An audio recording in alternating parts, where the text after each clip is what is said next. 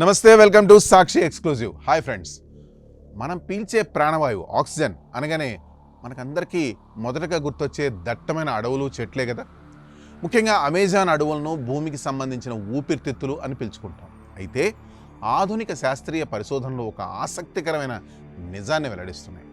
మనకు అందుతున్న ఆక్సిజన్లో మెజారిటీ భాగం భూమిపై ఉన్న చెట్ల నుండి కాకుండా సముద్రాల నుండి లభిస్తుంది. అసలు ఈ మహాసముద్రాల ఊపిరి వెనుకున్న ఆ రహస్యం ఏంటో ఈ స్టోరీలో తెలుసుకుందాం. ఈ వీడియో ఎక్కడ స్కిప్ అయితే చేయకండి.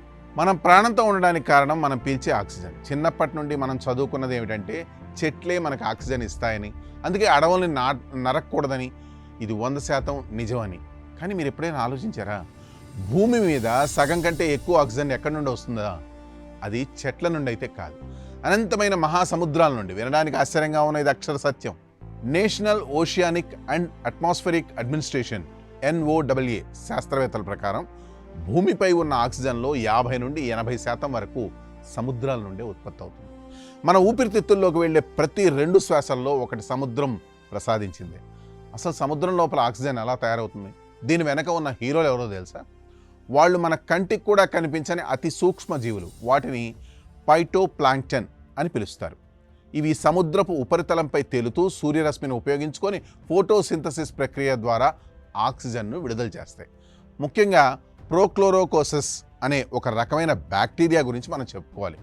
ఇది భూమి మీద ఉన్న అత్యంత చిన్న ఫోటోసింథటిక్ జీవి. కానీ ఇది చేసే పని మాత్రం అసాధారణం. మన భూమి మీద ఉన్న మొత్తం పచ్చని చెట్లు, అడవులు కలిపి ఎంత ఆక్సిజన్ని ఉత్పత్తి చేస్తాయో అంతకంటే ఎక్కువ ఆక్సిజన్ను ఈ చిన్న బ్యాక్టీరియా ఒక్కటే ఉత్పత్తి చేయగలదు. చాలామంది అమెజాన్ అడవులను లంగ్స్ ఆఫ్ ద ఎర్త్ అని పిలుస్తారు. అంటే భూమికి ఊపిరితిత్తులు అని అనుకుంటుంటారు. కానీ వాస్తవానికి అమెజాన్ అడవులు ఉత్పత్తి చేసే ఆక్సిజన్ దాదాపు అక్కడి జీవరాశుల వినియోగం కోసం మాత్రమే సరిపోతుంది. కానీ సముద్రాలు అయితే అలా కాదు. అవి ఉత్పత్తి చేసే ఆక్సిజన్ను ప్రపంచవ్యాప్తంగా ఉన్న జీవుల కోసం అందిస్తున్నాయి. అయితే ఇప్పుడు ఒక పెద్ద ప్రమాదం పొంచి ఉంది.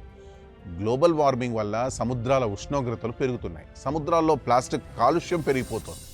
దీనివల్ల ఈ సూక్ష్మజీవుల మనుగడ ప్రశ్నార్థకంగా మారిపోతుంది. సముద్రాలు కలుషితమైతే కేవలం చేపలు మాత్రమే చనిపోవు, మనకు అందే ప్రాణవాయువు కూడా తగ్గిపోతుంది. ముగింపుగా, ప్రకృతి అంటే కేవలం మన కంటికి కనిపించే పచ్చని చెట్లు మాత్రమే కాదు, కంటికి కనిపించని సముద్ర గర్భంలోని జీవజాలం కూడా. అడవులను కాపాడుకుందాం, అదే సమయంలో మన ప్రాణదాతలైన మహాసముద్రాలను కూడా రక్షించుకుందాం. That's all for today. This is Hari Krishna signing off for Sakshi Exclusive.